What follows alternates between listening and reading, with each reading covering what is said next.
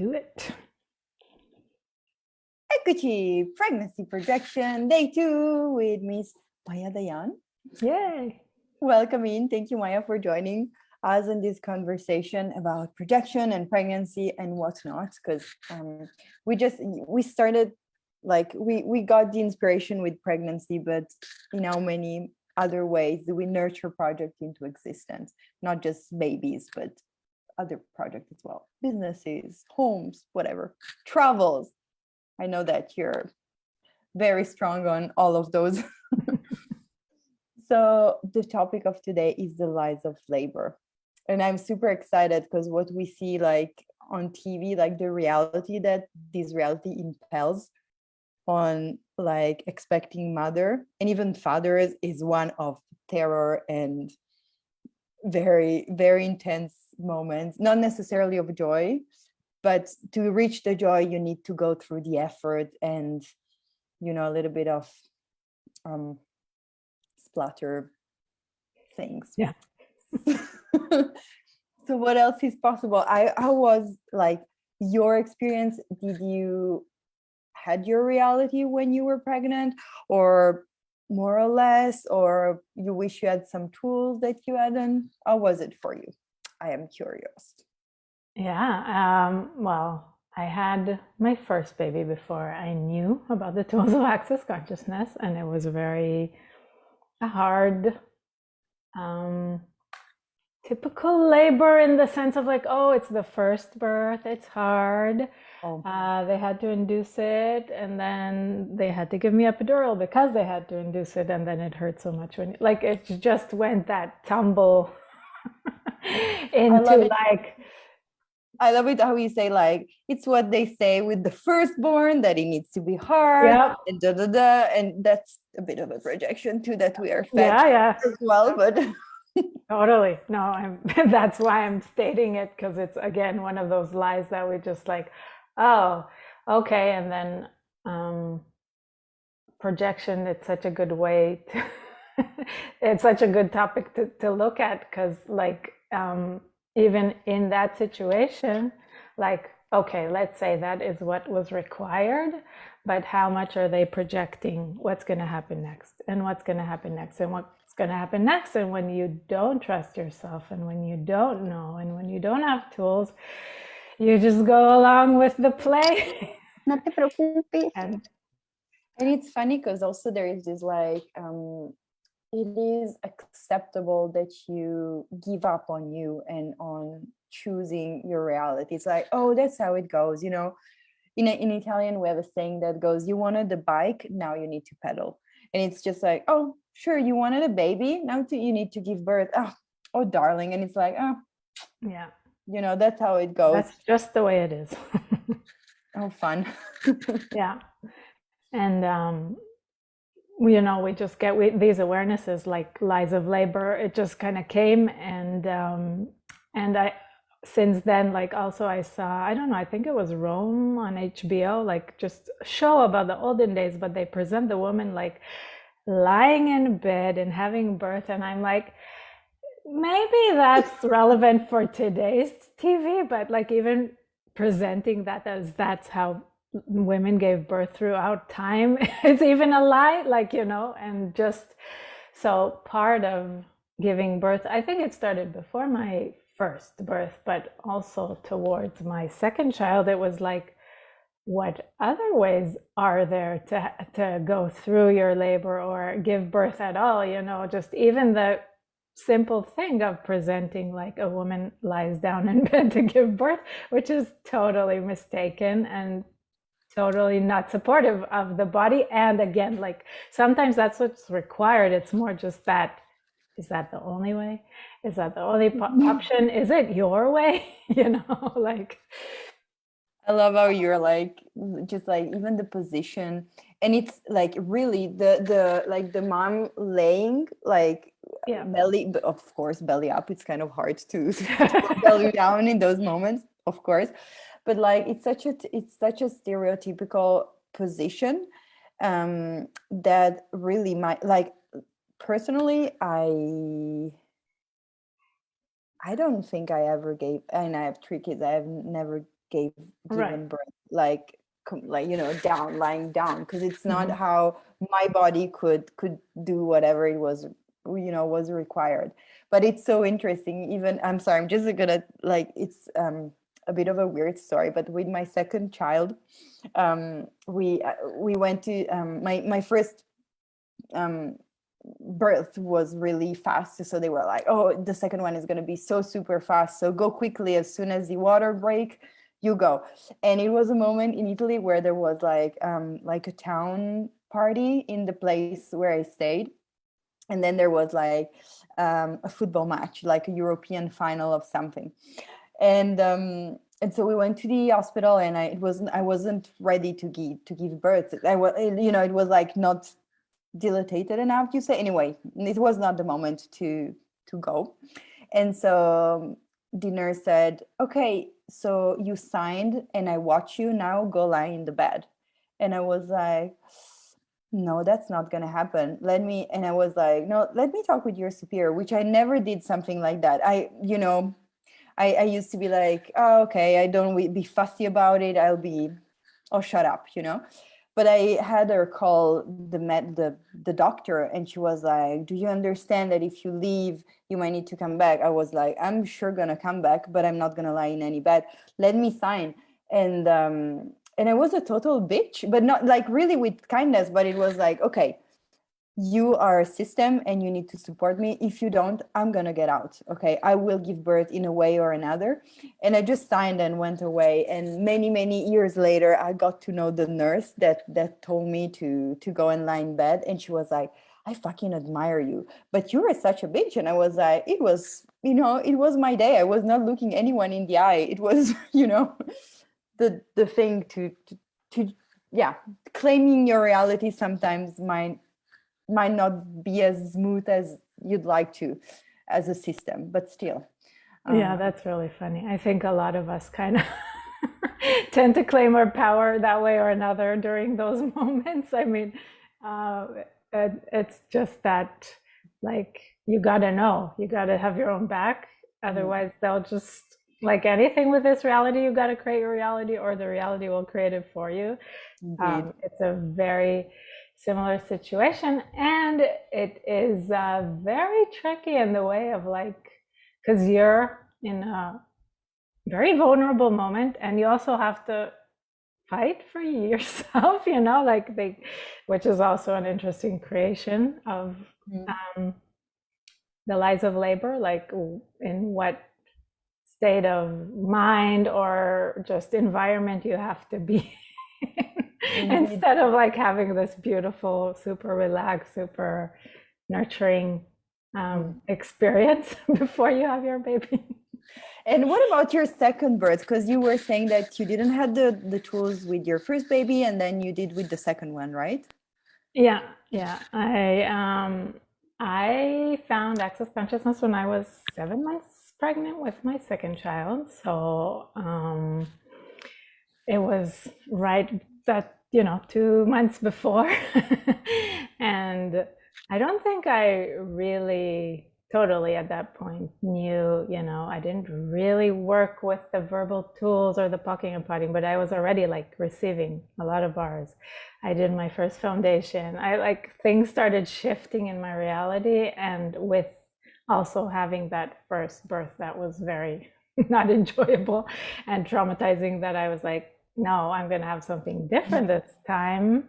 And I mean, it was just kind of an ask and a demand in my world, which I didn't know will turn out so wonderful, because it was a home birth with a pool and a Oh, midwife. And yeah, it's still, still labor and pain and oh my God, I want to die. But it was at home. It was in the position that I desired. It was very calm, nurturing, like all of those things could show up. But like even before that, I remember just kind of getting into that, what else is possible with birth in labor. Like, again, if I'm speaking about that position, even like, I remember like watching on YouTube orgasmic birthing.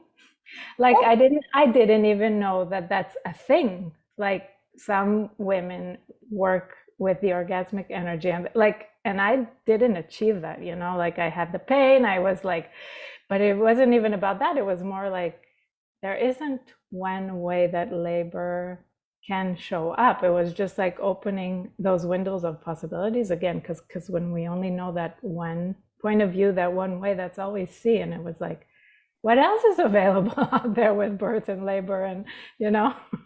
Totally. And I love that, like when you're mentioning like what do you know, and the like insanity that we're spoon fed, like forcefully spoon fed by this reality. One thing that I often look at, sorry, is if I was behaving as the mammal of consciousness that I be, what would I choose?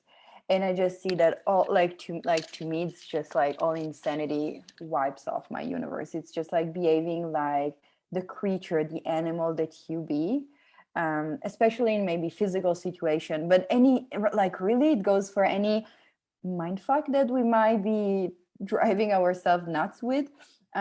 When you just switch the perspective from like human, and also making it so significant, because it's like it's a point you had the pregnancy and now it's the day when the baby is born, so ta-dam. And it's so interesting because the projection is also like, is it going to be very good or is it going to go very wrong, and you're there, you're surfing the way, like what if it goes with ease, joy, and glory, no matter anyone's projections and stuff. But yeah, it's such it's, you were saying that, like, that you're in a very vulnerable yet very strong place, um where you fight for yourself. And I don't know where we're gonna go with that, but I just really love this,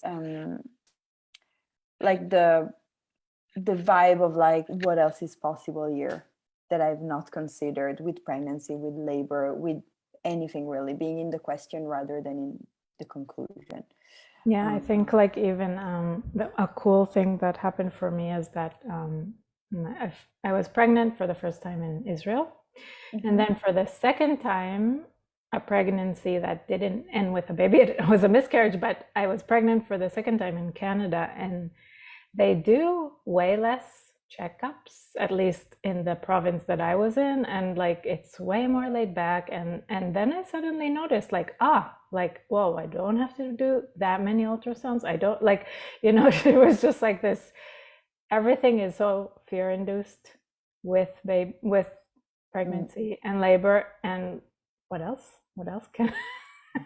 How else could it look like? What else is required? What do you know about your body and pregnancy that no one else does? And like how quick, like how much is it have been created that since that first whatever week that is for you that you pee on a stick, you're in the medical professional's hands and it's no longer in your hands. And that was really a shift of perspective for me, of like, and now I get to choose which checkups I want to do and not want to do, because it really wasn't like, I don't think I thought I had choice when I was in Israel. It was just like, this is what you do, And then suddenly I was in a different medical system and it was different. So I ended up being like, the pregnancy that led to my second child was in Israel, but now I was like empowered to choose basically and say, I don't have to go to every email or everything they send me. It's just a choice. Like, and I wonder, I mean, to me it's a little bit insane, but like then when the baby is born, sorry, there is so many, like in Italy, I guess it's I mean, you can do whatever you want. And I've seen that progressing with the kids, I did less and less checkups, like no checkups. It's like, I'm pregnant, and like, I need to give birth. That's it. And just one echography in the middle, like that's it. That's how it was gonna go. And like when the baby's born, like in Italy, there are so many checkups that they do. I don't know how you call it, but like for hips, like right. dysplasia, anyway, for so many things. And it's and they give you like a notebook. It's a really fat thing that you need to fill. Like you need I never did, but anyway, it's like Your child must fit in the chart of this reality. exactly. It's like waiting and how long it is, I don't know how many pee and how many poo poo, and you're like, I never filled it in. I get them because I know the blood types because they signed the blood type of the baby, and that's it. But the rest of the notebook, I could have as well thrown it away because I never use it. Um, but it's interesting when you were saying about like this medical system and your experience both in Israel and then in Canada and then back in Israel with your knowing and be like, that's not on the menu. I'm going to have my reality. What would it take for people to be able to, and this is inspiring by itself, but like really to experience and ask what country would I like to give birth into? Because, you know, it's a choice and we get to choose. Even that is a choice, apparently. And it's just kind of, again, you don't have to move to a different country, but it's like, again, my perspective changed. It was like, oh, this is not the only way, or this is not the only choice. And you can be in the same country and just know, or, you know, read a book and find out. But it's just like all these things that Dr. Dane here says it many times so beautifully that the founder of Access Consciousness told him, everything you were ever told is a lie or an implanted point of view. And it's a really, really big statement that you can start exploring with every topic, like labor and births. And it's like, whoa, everything I've been told, like, I don't know, contractions must hurt. I don't know, you have to do 4 checkups. Like, just everything you've told is a lie or an implanted point of view. And it doesn't, and the point is not to go and then not do any of it and just reject all of it. It's to know what you require, what you need. If it's fun for me to measure every week, by all means, go ahead, measure. Like, you know, just that, like, what becomes like a fact, a thing you must do versus like, what do you want to choose here?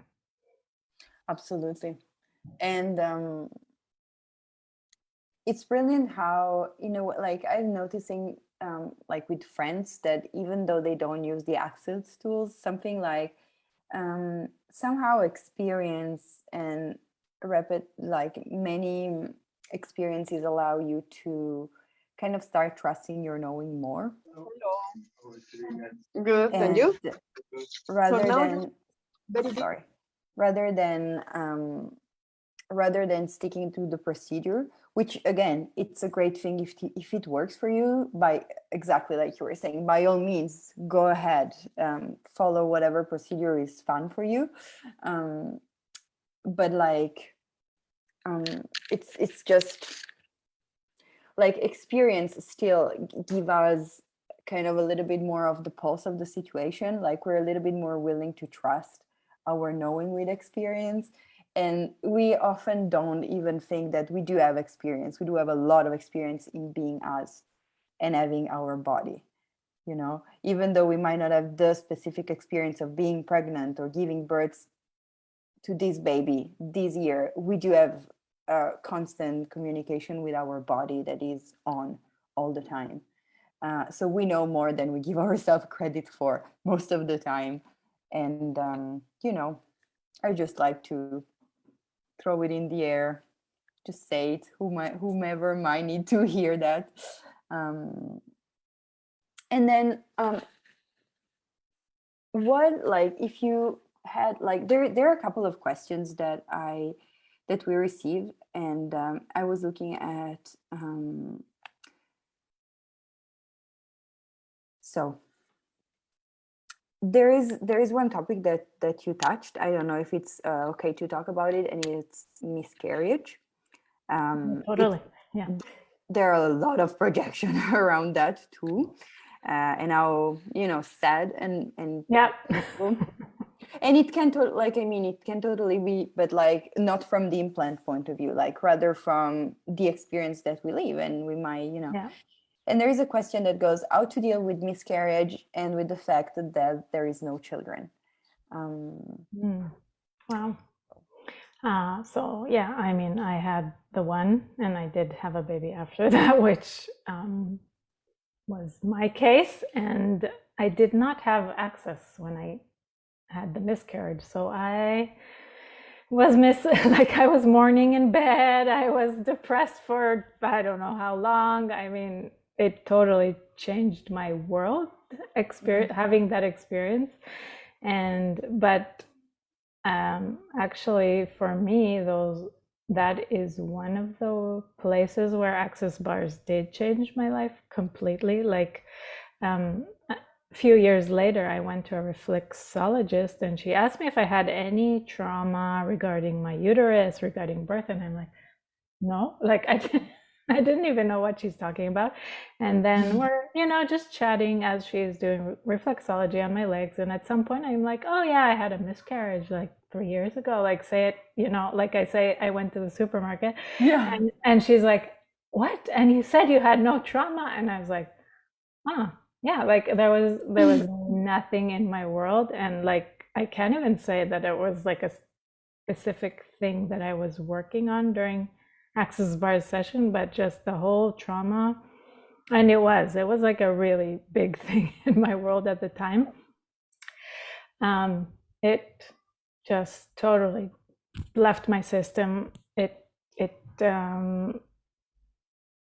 just, showed me it wasn't the time.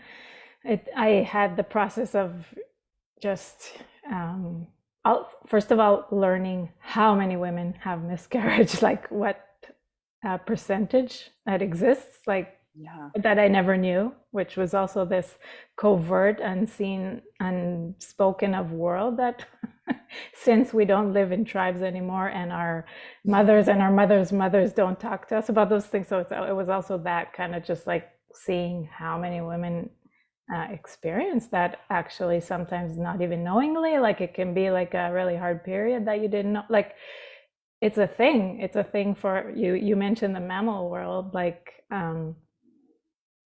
again, if there were no projections, expectations, significance, what would it be to experience this? And again, I'm not saying like, because for me it was very significant, so I get it.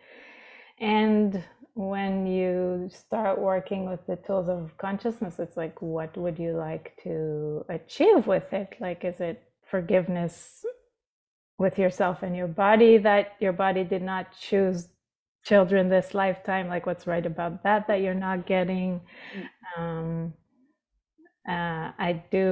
That was like, for me, that was one of the greatest gifts in Access, like, because you could go to any healer, practitioner, coach and say, I want a baby. And they'll say, okay, so you start taking vitamins and you start doing this and you start doing that. And in Access, we ask a question like, do you really? Does your body, like, there's first comes the energy and the congruency and the alignment, I will say, for the sake of this life, with the request, and we get to meet our truth. As uncomfortable as it is, and sometimes it's like, I didn't. That's not what I wanted this lifetime, like.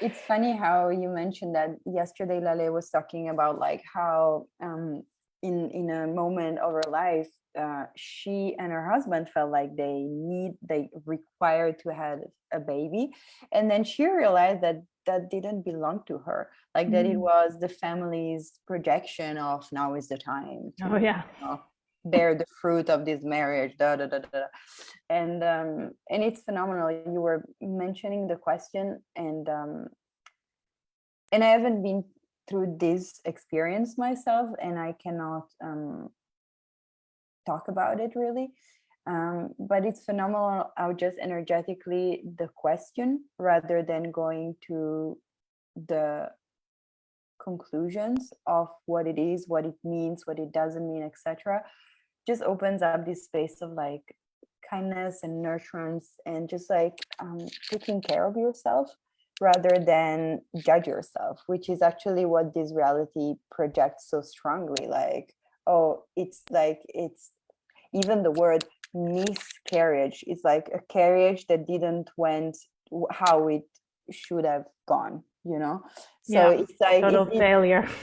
Exactly, it has the word failure inside. I mean, miscarriage, and then in Italian it's aborto, which is like a means nothing, like you take away something. I mean, in etymologically, words are so interesting because then they tell you the story of, you know.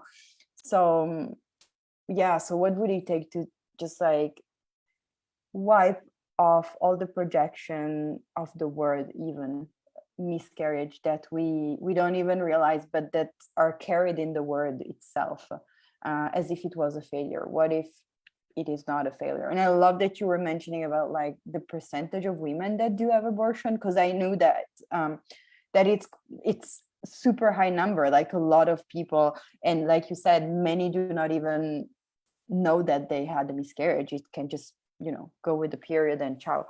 But I get that this is one of those things that when you also educate yourself and you just like go and research a little bit and ask a question, you know, just gives you more information. And rather than making you wrong, you also have the elements of like, you know, one, I'm not alone. Two, maybe I'm not wrong, or as wrong as I thought I was.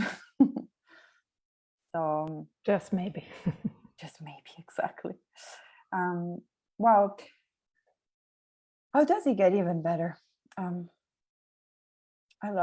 Thank you so much for this conversation. And actually, is there anyone in your life that do have some questions for Maya regarding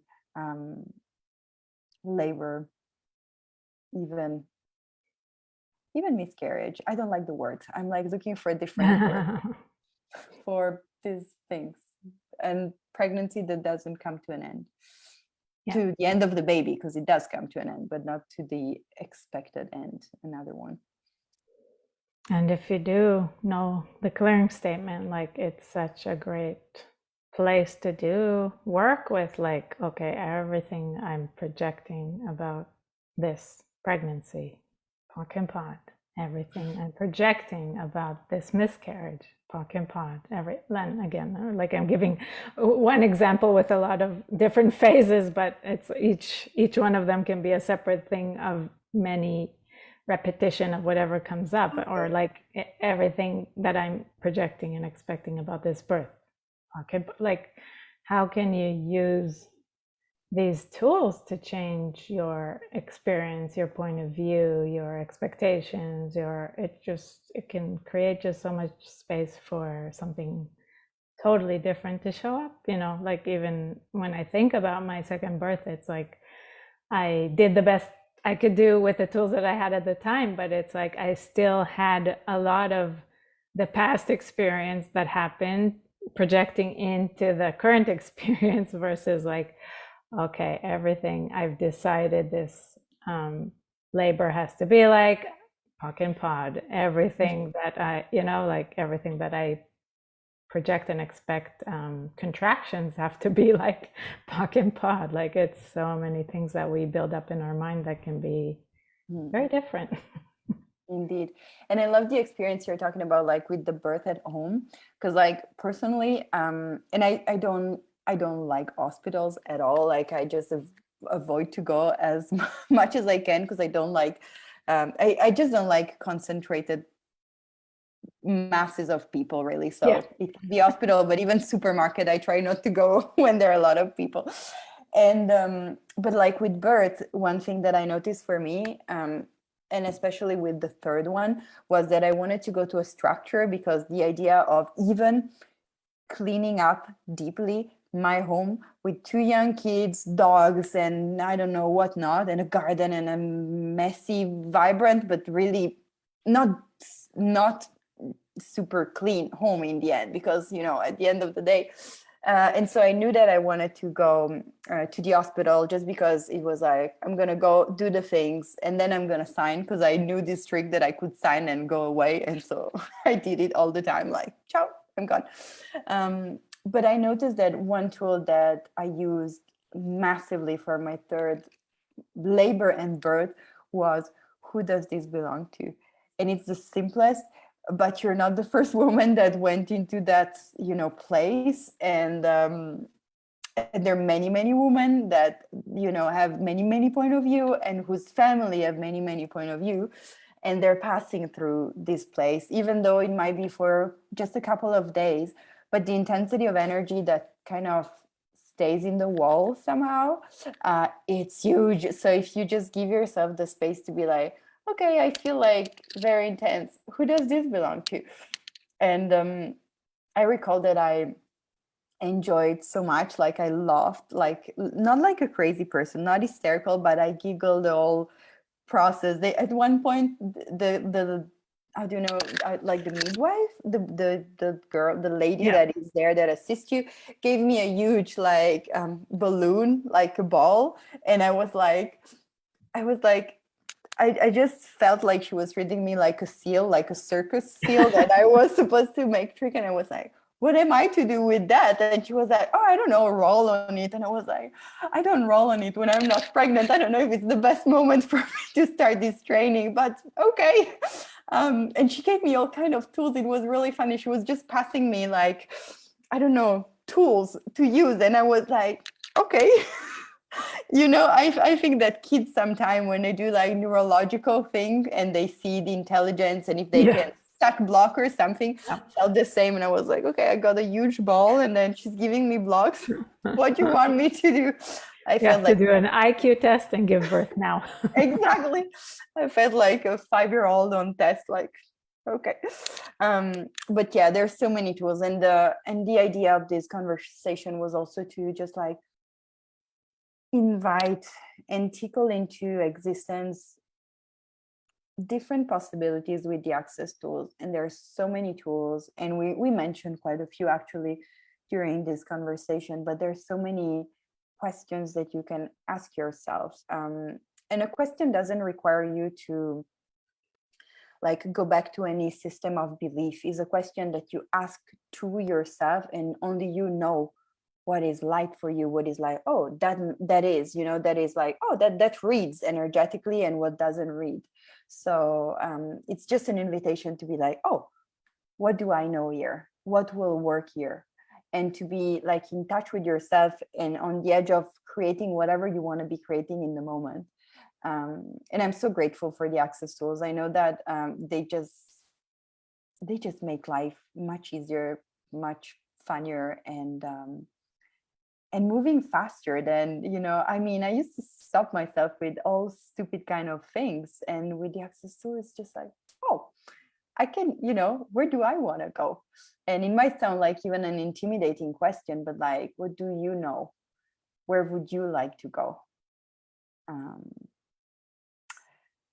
so does it get even better?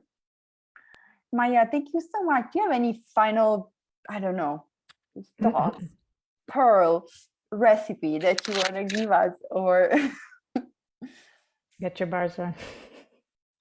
um, just what would contribute to you, you know, like it's the great thing about the tools is you can clear your past if you have a traumatic birth. You can create a different future if you're in the, you know, progression of pregnancy or planning to have a child. Or it's like, it's just such a gift to be able to have a different reality with anything, including pregnancy, birth, children, etc.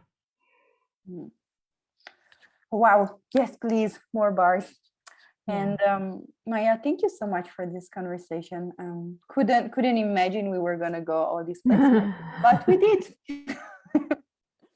So thank you very much. Is will you, where can people like find you with your all upcoming creation? On the Access Consciousness website, Maya Dayan. Awesome. I'm gonna post it in the comments of the reply so people know as well. Awesome. Thank you very much. And Thank you, thank you, Kiara. everyone. I'll see you soon, tomorrow actually. Thank Yay. you. Bye. Good evening.